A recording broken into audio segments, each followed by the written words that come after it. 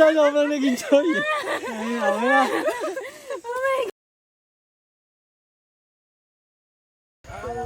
Mabuhay nila dapat.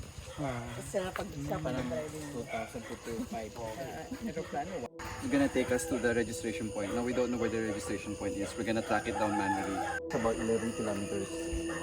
And then going back to the 22. Tapos ito pa. Ito from there malayo. Mahaba yan eh. Siguro mga 5 days.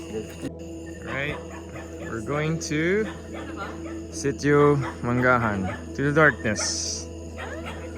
Let's go.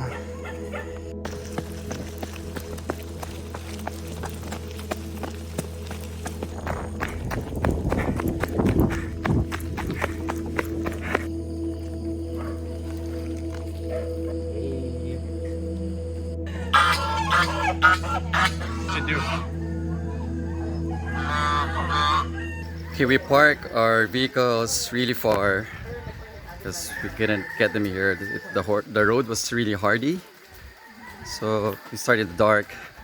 Now we're in here in Nakar, actually General Nakar, boundary of Tanay, and everything is in inception. We're going in reverse. Whoop. Oh yeah, technically this is a reverse video. So it's we're doing a semi-exploratory run because it got messed up. Long story, we lost our guide, had to find a new one, had to find the registration area. It's a duck. Now trying to find our way. 15 people today, and hopefully the falls we're gonna go to, like the falls, is worth it.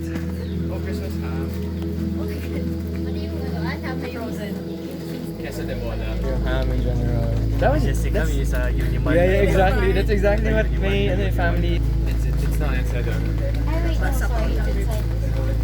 I don't know. Hindi siya dito.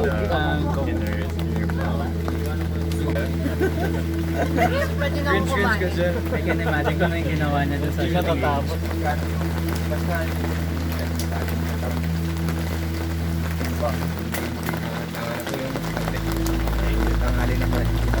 It's raining, just as expected, and we are gonna enjoy this. The river is technically higher than usual, elevated.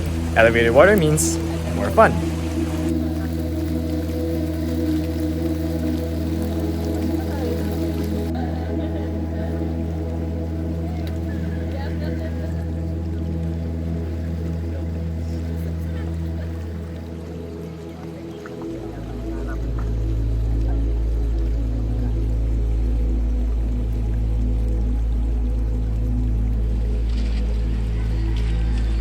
Yeah, curve. Show them delts. Yeah, so far we're good. We are squatting. Kerv, are you safe? Feeling safe?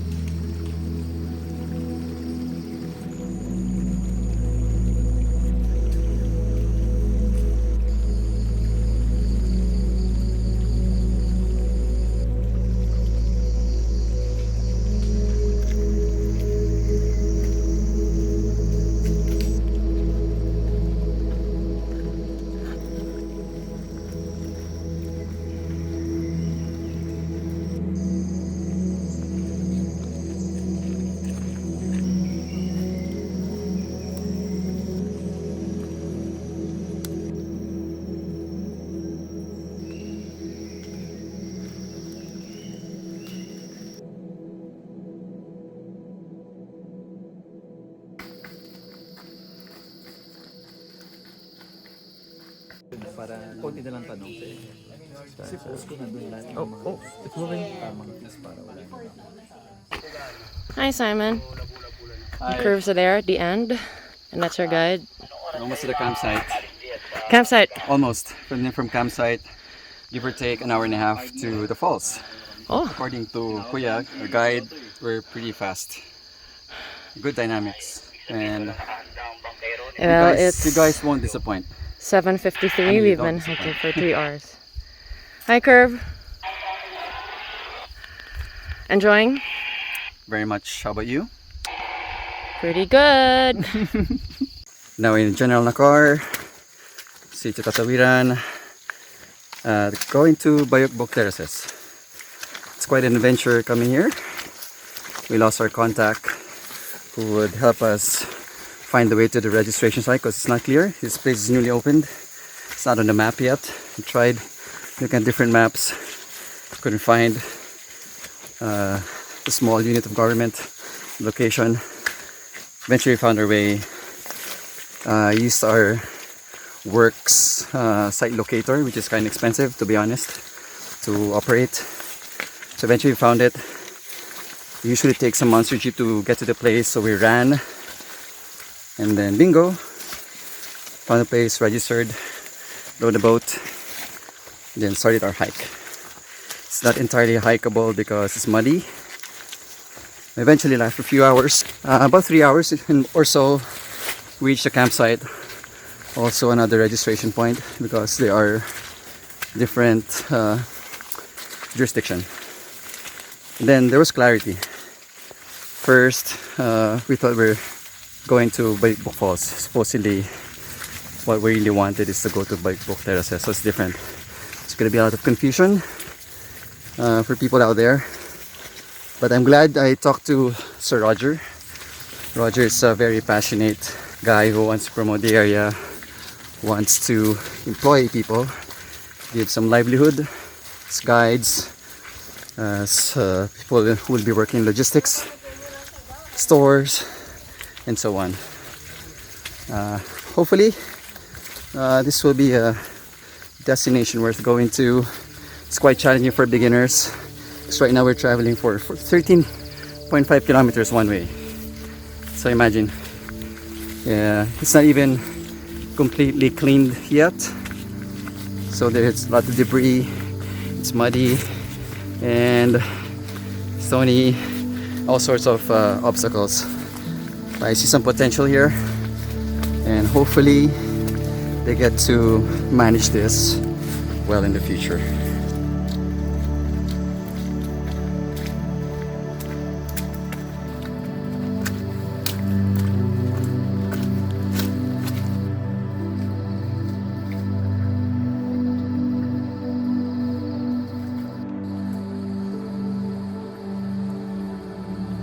Yeah. That is Kanina may black, ngayon green, orange.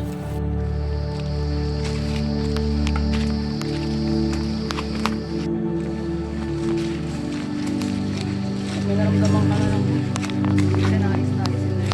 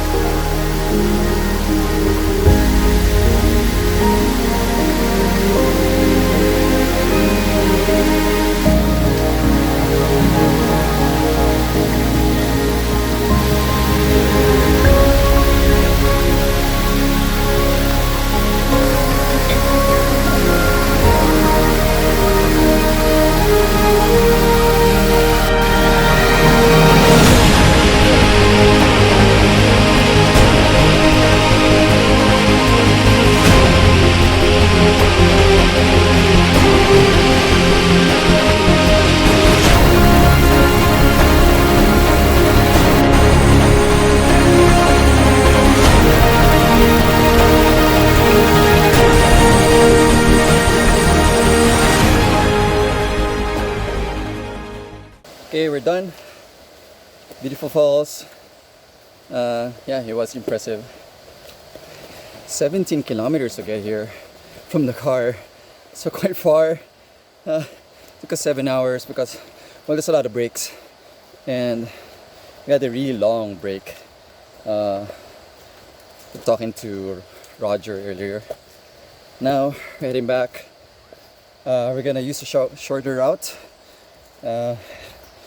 There's a route that leads to a paved road. Hopefully we can go back into go back to the car sooner than planned, so we can head out to the north. We're going to the beach after. Yeah. Yep, look at these yoga peeps. Let's go! Woo! Kumayong kumawin talaga. Mine is just a joy. Lay your head and take a breath. Put down the voices. All the little voices. Choco, choco, choco, choco, choco, choco, choco, choco, choco, choco, choco, chocolate. Walking to the forest where the trees are all your friends. They don't care what clothes you wear or how much money you can spend. Ano talaga ako, promise? How much money you can spend. Just take it slow. The sun will show you where to go. Trust your heart can help you see. I have seen the light inside of me.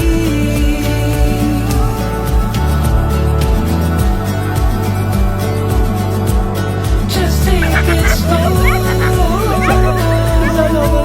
The sun will show you where to go. Jesus Trust your Christ. heart can help you see. I have seen the light inside of me.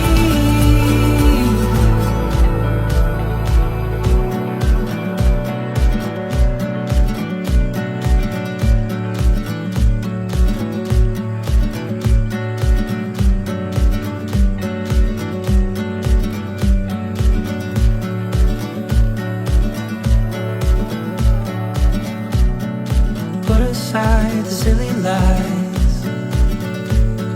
We're perfect just the way we are. There's no need to hide. There's no need to hide. This is all a dream. Crossing the big river. Close your eyes, there's no Very surprise. big river. Not real at all. Look at this. Not real at all. Look at this. Just take it slow. Yep. The sun will show you where to go. Trust your heart can help you see. I have seen the light inside of me. Overall, it was really an adventure. You know, the uncertainty, a lot of the unknown, element of the unknown was there. So I could say this day is complete. You know, without suffering, it won't build a character. So cheers Kervin for doing river crossing. It will impress Beef.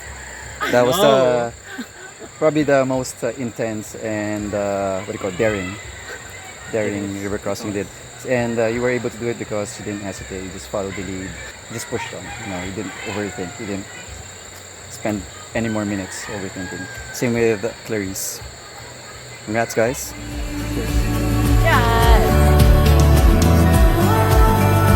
Yeah, we're done. All right, finally, she tried.